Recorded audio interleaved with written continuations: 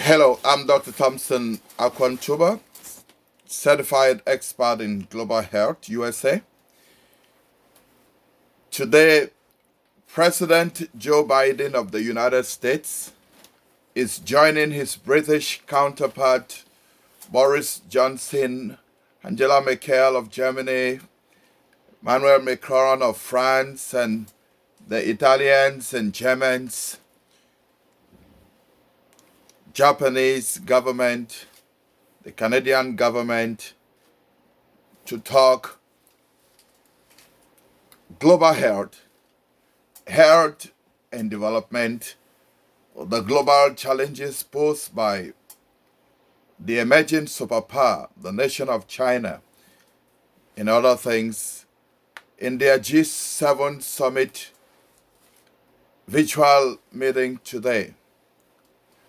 President Biden has made it clear that he's recommitting the United States back to the World Health Organization, and the American government is already making plans to release $4 billion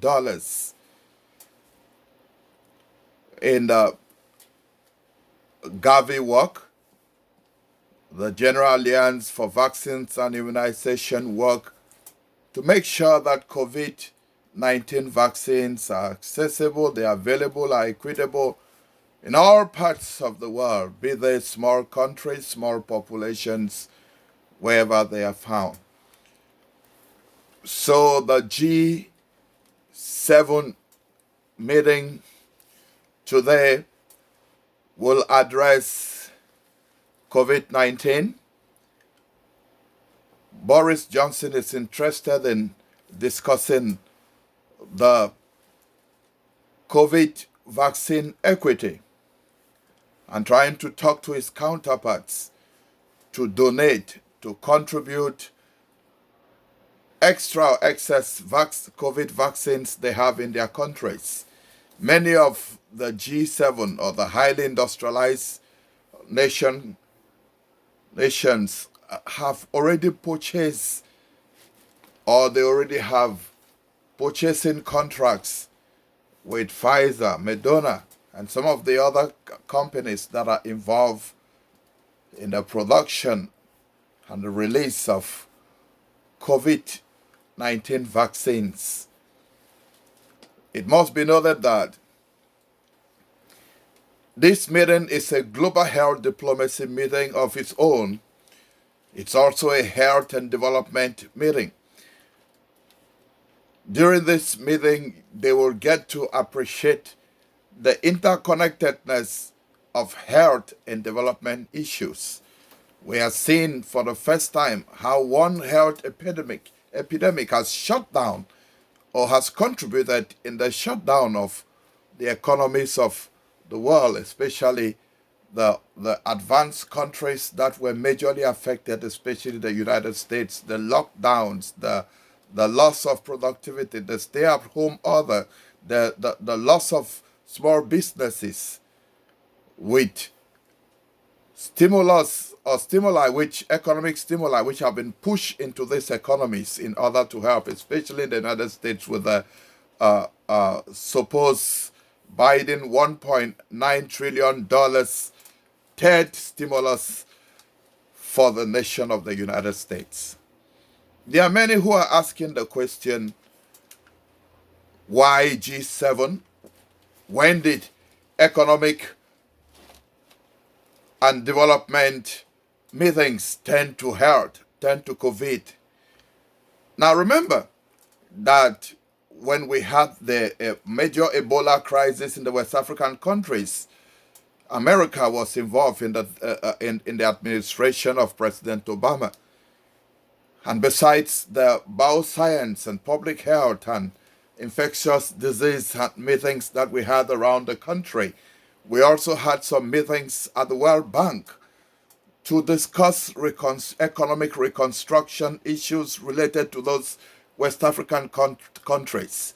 And we had experts from Europe, we had experts from America and other parts of the world who were with us at the World Bank discussing this issue. So when we talk about the funding and the finance mechanisms of global health initiatives and projects, the World Bank is one of the major institutions of funders in global health initiatives.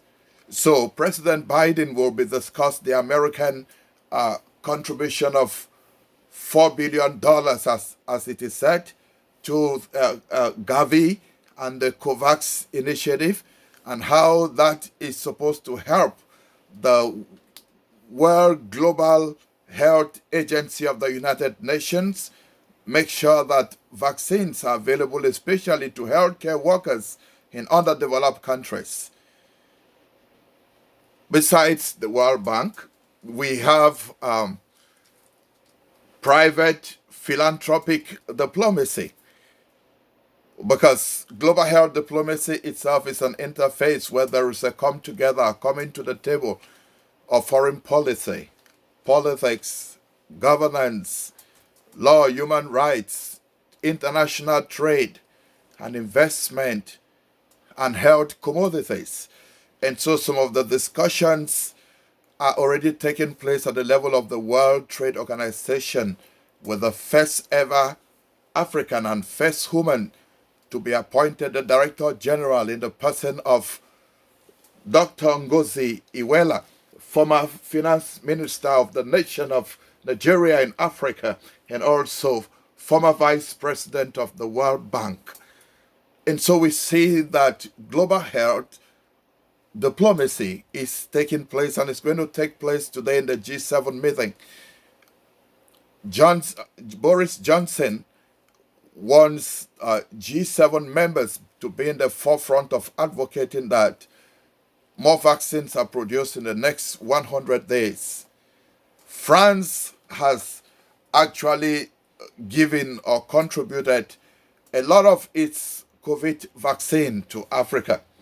Now, these discussions were done yesterday at the level of the World Health Organization. At the meeting we had with Dr. Tedros, it was announced that France has donated some of its vaccine to Africa. But the different experts in the meeting were also looking at the need for these donations to be done to COVAX.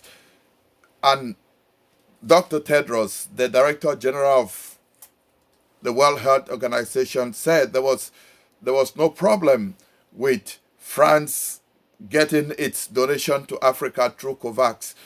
Bringing the donation through COVAX, they will make sure that what France donated actually goes to Africa through COVAX. But that also makes them to have data to be able to appreciate who is getting what, in what quantity, and from where.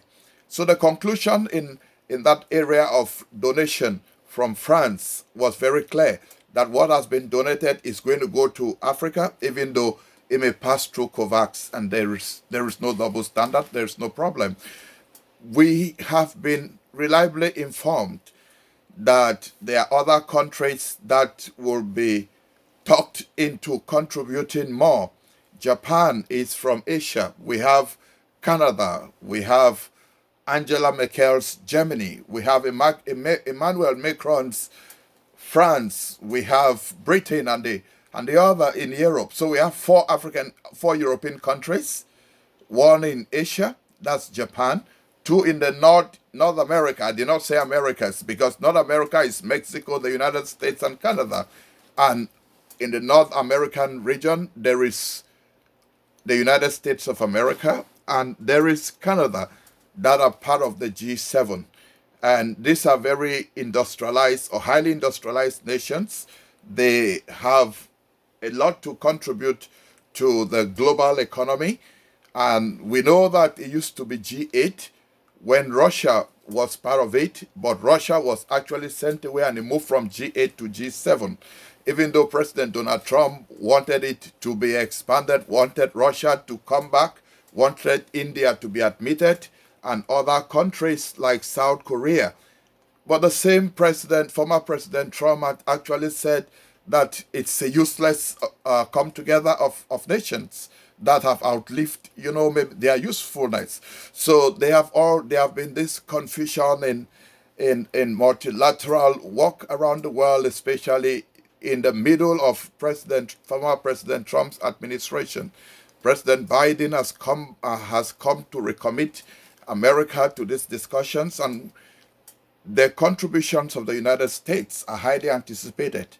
And as I said, they are actually in the area of uh, reopening the world economy and getting rebuilding back better. It's in the area of COVID vaccines, equity, and the global health security. These are issues which are going to be discussed, and we must make it very clear that a lot of the nations in South America, in Africa, in Asia, in Eastern Europe have always been asking themselves, what is the use for all these G7 nations, G20 nations, and we have the European Union and the leaders, the two leaders of the European Union, their chief executive and the representative leader, who are also part of the G7 discussions. So you will see that it's predominantly Europe sitting on the table. And people have been asking questions. China has asked questions. Russia has asked questions.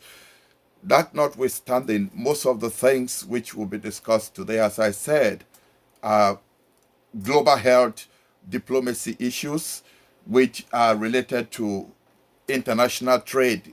And this time it will be more of health commodities, the vaccines, the therapeutics, and other things. And then the financing mechanisms and the funding bodies. We should know that Japan, the United Kingdom, as Boris Johnson said, and the United States are the major contributors and funders of global health initiatives recently.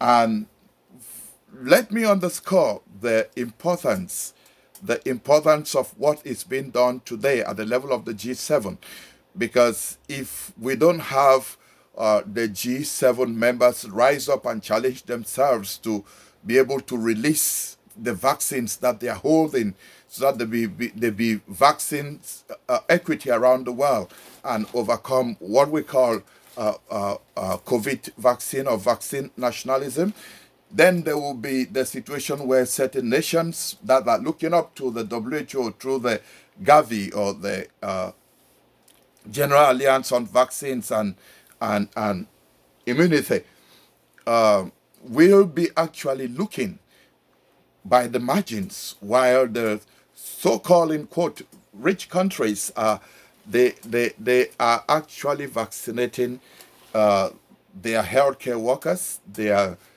seniors, their high-risk and vulnerable populations, and then their general populations. So all of this discussion is done at the level of the G7, from where